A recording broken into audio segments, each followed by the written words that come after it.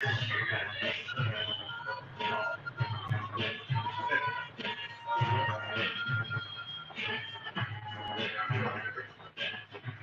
welcome in, everybody. Vasu Vaddiparty here on the VPartySports podcast. We are live at our sponsor's restaurant, the Brit Sports Pub and Patio, downtown San Jose.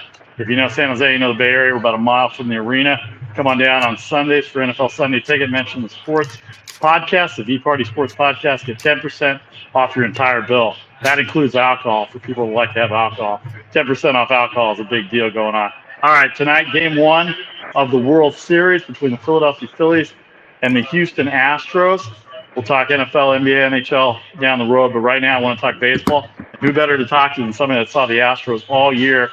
Longtime broadcaster for the Seattle Mariners. Just finished his 16th season in the TV booth and radio booth for Seattle. Dave Sims of the Mariners play-by-play broadcast team joins me on the VPartySports podcast. Hello, Dave. Great to see you. Hey, great to see you, V. How you doing, man? Everything's good down here in the Bay Area. Just enjoying a winter. Getting ready for the winter off season. The other 28 teams are enjoying their off season, except for the Phillies and Astros. So I want to see your bingo card where you had the Phillies and Astros in the World Series this year. Doesn't exist. Nobody. It doesn't exist anywhere on the planet. Not even people in Philadelphia. Not even people in Philadelphia thought they were going to go to the World Series. Well, particularly people in Philadelphia. I mean, I'm born and raised there, and one thing about Philly fans, they love it and hate their teams at the same, simultaneously. So. That team was, looked like a big, strong slow pitch softball team that couldn't really defend, particularly in the outfield. A shaky bullpen over the last few years, and they make a change. Moving Joe Girardi out, moving Rob Thompson in, and next thing you know, they win 87 games. They're the last team in, and here they are. They're a hot team right now, but. To be honest with you, having seen so much of Houston and knowing their pitching, the depth in the starters, the depth in the bullpen, and good pitching always stops good hitting this time of year. I gotta like Houston. Yeah, we'll get to the actual predictions a little bit second, but because you guys have seen the Astros 19 times in the regular season, of course, the 3 games in the AL Division Series. Let me just get your macro opinion on the Astros overall from the beginning of the year to where they are now, pitching and hitting and overall. I can only go with what I've seen. They hit. It's a long lineup. As I said, the starters, the depth is tremendous. Ditto the bullpen. The bullpen, it's got like an 0.82 ERA in the 7 wins they have postseason. It speaks for itself. I mean, they're very, very good. And this after over the last couple of years, Cole is gone, Springer's gone, and Correa's gone. And, you get Pena and Framber Valdez, and, they're good. I mean, there's no more deep dive. I don't know what more I can tell you. They're good. Yeah. They're really good. Yeah, 106 wins for the Astros this year. They finished in first. They clinched a few weeks ago.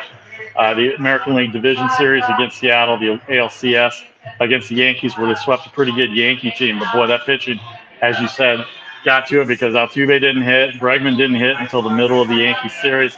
And then Alvarez struggled a little bit after the ALDS after he faced you guys. But one of the key guys in the lineup that I think the bridges the lineup doesn't get talked about a lot in the Astros lineup is Kyle Tucker, 30 home runs, 107 RBIs. I really liked him when he first came up. And what have you seen of Tucker in the times that you've seen him? Because I think he's underrated.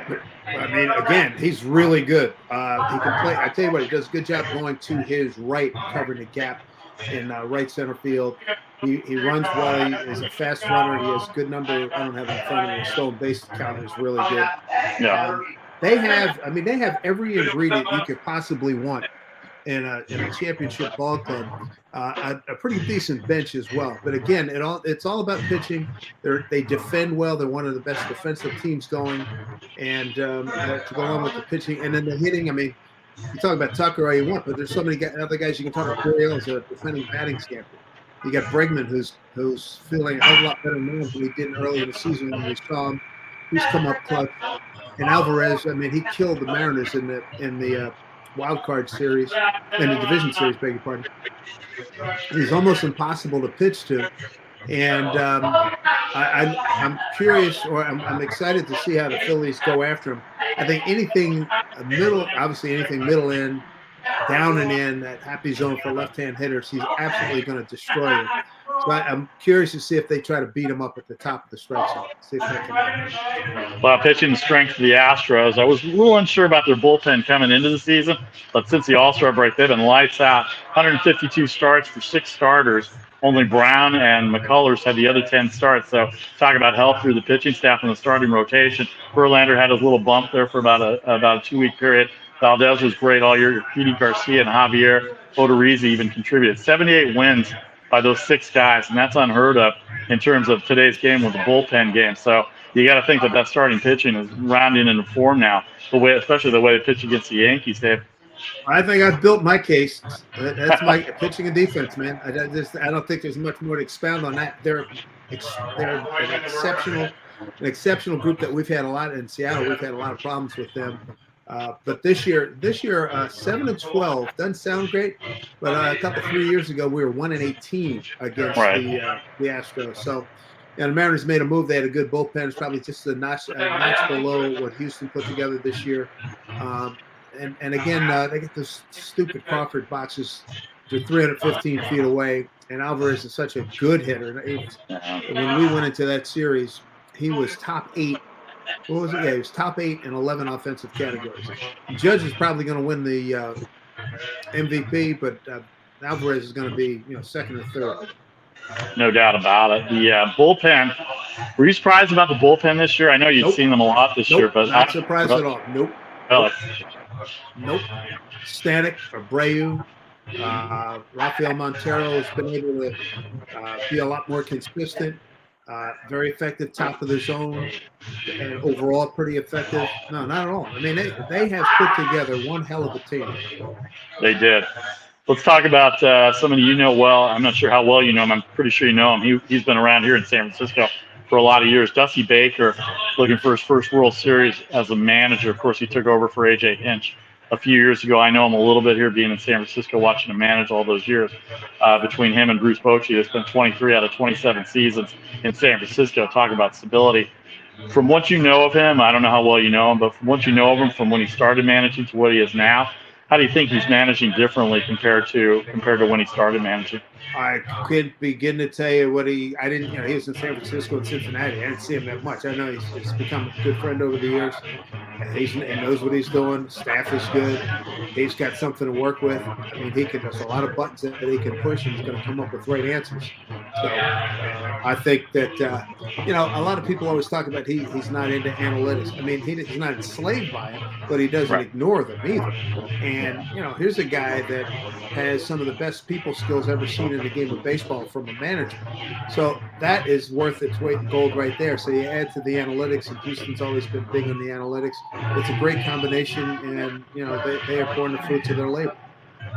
As a kid growing up in LA watching him play, I knew that he was a smart player, and you could tell that he was going to be a coach or a manager going into it. And, of course, for our generation, we know he invented the high five, so we got that for our generation as well, too. So. Well, I can tell you, he's one of the coolest guys I've ever met. I mean, I've been doing this for a long time, and the people that he's met, being basically raised by Hank Aaron as a big league ball player, I mean, to sit back and listen to those stories and talk about how good the Hammer was as a human being, obviously the ball player speaks for himself, but as a human being, what he did to guide so many young black players in Atlanta, late 60s, early 70s, Ralph Garr, Cito Gaston, and Dusty among them. It's a treat to be around him. He's 73 years old, going on 53. He's still one of the coolest, hippest guys, and maybe the hippest manager /coach I've ever been around. But I mean, it's whoever's second is a distant second. I can tell you. Right. A lot of people that know him from the Bay Area and being from Sacramento, he definitely has a way about him in terms of handling people that the analytics just can't measure. Dave Sims, our guest here. Seattle Mariners play-by-play broadcaster, both TV and radio, 16 seasons in the booth, multiple times sportscaster of the year for the state of Washington. A tremendous listen for those that get the extra innings package. I get a chance to watch the Mariners broadcast on the West Coast late at night. I enjoy the broadcast. I send my tweets in on where I root from, but Angie Mentic and them, they don't ever put my tweets up there on the board for during the game. So maybe you can talk to somebody about that for 2023. I will bring that to their attention. I appreciate that. It's good to have that piece of information. All right. Last thing on the Astros, they're starting pitching with Verlander. Looks like the Cy Young Award candidate. 39 years old, unbelievable. 185 strikeouts in 175 innings. I think he only walked 39 guys, if I remember right. The success, you said 7-11, 7-12 this 7 year. and 12. I thought it was 8-11. Maybe I misheard it, but 4-5 I saw at home. What's the secret that the Mariners had, not necessarily at home, but in the games you won against the Astros? How did you attack the Astros in the games that you guys won? Don't miss the fastball with Verlander. Don't let him get to his secondary and third level pitches. If he's throwing, first pitch strikes, fastballs, or something that you can handle, that game, the division series. I mean, the Mariners chased him early.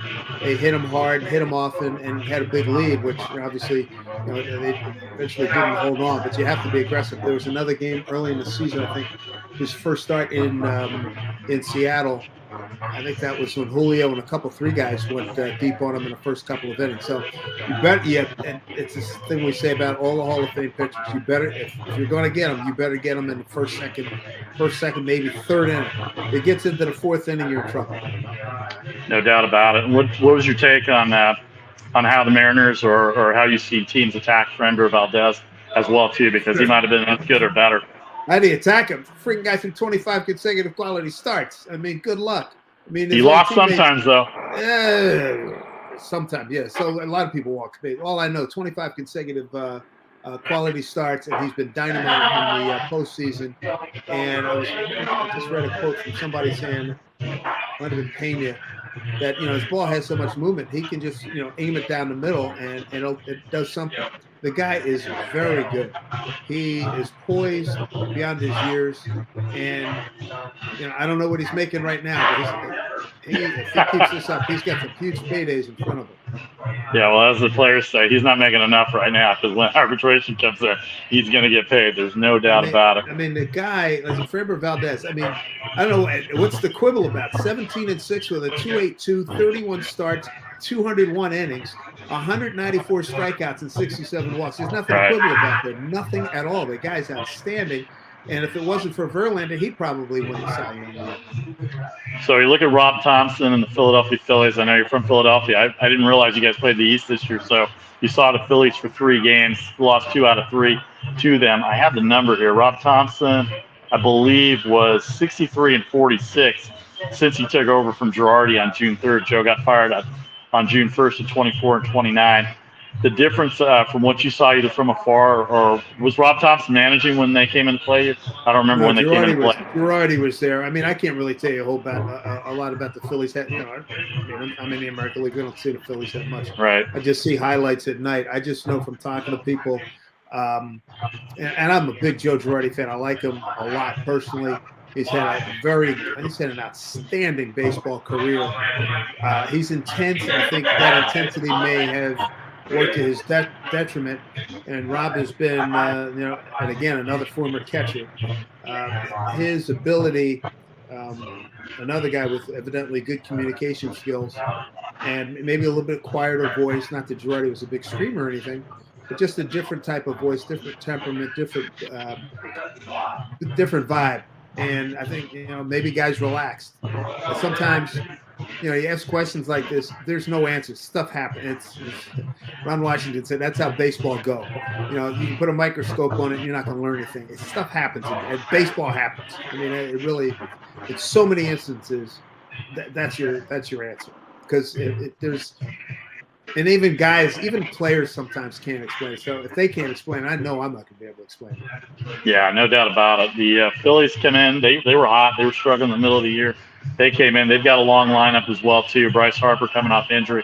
He's healthy as well, too. They've got Bowman, Segura, and Stott. They traded for Brandon Marsh during the year to help their defense out. And that bullpen turned around. Dominguez has come in and pitched well for them as well, too. But from the Astros standpoint, right now Bryce Harper's hot. Schwarber's hot. You see that pitching. We know pitching dominates in the postseason. So I'm going to ask you. You're looking at the Astros. You're liking the Astros in 5 or 6 games, or what do you think in the series? I really, from my talk show days, I despise doing picks because they never come out anyway, and it's usually just BS. But I just put it this way: I like the Astros in the series. I like the Astros. care how many games it takes. Yeah. I know one thing: the Phillies have a lot of fight in it. They are not going to lay down. Philadelphia fans won't let them lay down. So I expect a very competitive series. And if they get blown out, I'll be stunned. I'll be absolutely stunned. Dave Sims, our guest from the Seattle Mariners. They saw the Astros 22 times this year. All right, before we let you go, let's talk about your run with Seattle here real quick. First playoff in 21 seasons. Hey now, I heard the Cal Raleigh call. I couldn't hear it live because I live in Oakland, or I live in the Bay Area, so I couldn't hear it live. But it was nice to hear local broadcasters get excited because you're with the team every day.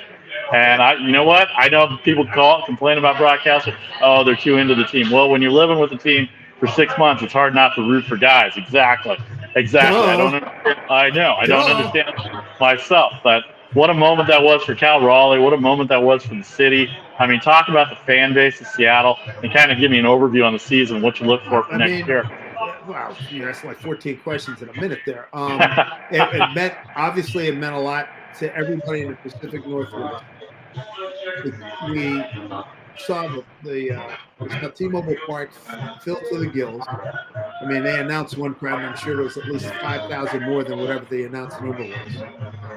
It's a great testament to Jerry DiPoto and his staff, Scott Service, the coaching staff, and players that they hung in. They were 29 and 39 and pretty much left for dead early on in the season, and they came on and win 90 games. They fought through multiple injuries. A lot of people do that. Doesn't make them unique. But another team that never gave up, and I don't have it in front of me, but they were among the top 3 or 4 in baseball and come from behind victories. Yeah. And the starting pitching was good, and the bullpen was good. Maybe just a tick below Houston. And the fact that they went 7-12 in the regular, again, they went 7-12 against a very good Houston club that won 106 games. Played them tough, and beat the Yankees 4 out of 6 in a 10-day period in early August. There's some things that need to be done for next year, but I think they're hoping that this is going to be the beginning of a sustained period of being in the playoffs, being in a postseason, being a factor in the American League. Obviously, Houston's the team you got to, they're the bell cow in the division, and at some point you got to start beating them on a regular basis. Dave Sims, our guest from Seattle Mariners broadcast. Talk to me about the last couple of seconds here. Talk to me about Julio Rodriguez. Only see him on TV. You see the tremendous talent from watching on TV and see him at the ballpark. But tell me what kind of guy he is and how much enthusiasm he has and how much joy he is to be around. Well, you hit on 3 points right there. And he is as good as you could possibly want a kid at 31, let alone 21. The maturity level is outstanding. His interpersonal relationships, his reaching out to the fan base with that personality, the fact that he signed through 2037, the fact that watching him brings back memories of, makes you think about, from what I've seen, the potential to have an impact like a Griffey, like a Mays, like a Clemente. He's that good a player. He has 5 tools, and they're all plus. And may he stay healthy for the next 15, 20 years and have a Hall of Fame career. He's a gem. He's must see. He really is must see TV. And did you say 2037 or 20? Did you say 2037 or 2027?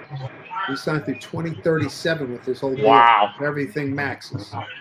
Wow, that's a big time investment. I hope he stays healthy because he is a lot of fun to watch. Now the rest of the nucleus for the Mariners, Frazier, I really like Frazier. Crawford had a big year, a little more pop this year. Santana was a big midseason trade. Moore and Haggerty, Toro contributors. One of my favorite guys that you have on your team there is Mitch Haniger. He's from the Bay Area. One of my coaches coached him. I know him a little bit. I just feel bad with the injuries that he's had because people don't know what kind of talent Mitch Haniger is. Well, he had 40 home runs last 21, right. 39 homers in 21. He's a free agent. He's probably going to test the market.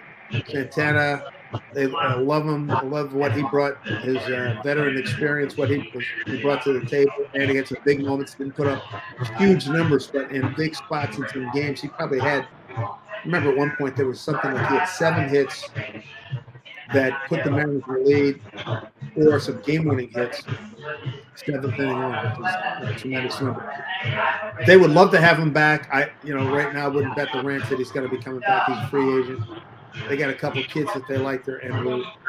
They're going to be looking for a second baseman. And another outfielder. Hoping his development will really take hold next year. He plays a very good outfield. Just got hit. So, yeah, we'll see. I think very exciting to win 90 games the last 2 years. And, I think the prospects are looking good as we move forward. All right, last two on the Mariners for you. A comment that we had from Benjamin Sheffield. Want to know what thoughts were on Kyle Lewis. Came in hot like Julio over the last few years, been a challenge. What do you see for Kyle Lewis going in? Well, I pray that he could stay healthy for a whole season. I mean, a little bit he played this year. As a matter of fact, I think he was one of the guys that homered off of Verlander in that first game that Verlander pitched against us this year. I think he and Julio went deep. I'm just going to try to look it up real quick. But, the concussion is bad. The knees have been a problem. I don't think, and nobody knows, and nobody has an answer for you right now until we get to spring training and see how he looks in spring training. Great kid, terrific athlete, very good ball player, but he has just been one of the most unlucky dudes I've seen in all the years I've been doing this in any sport. If he could stay healthy, then he's going to put up some numbers. And he, right now, at this stage in his career, if he could stay healthy and be a right-hand bat, be the full-time DH, most time DH, that would be perfect.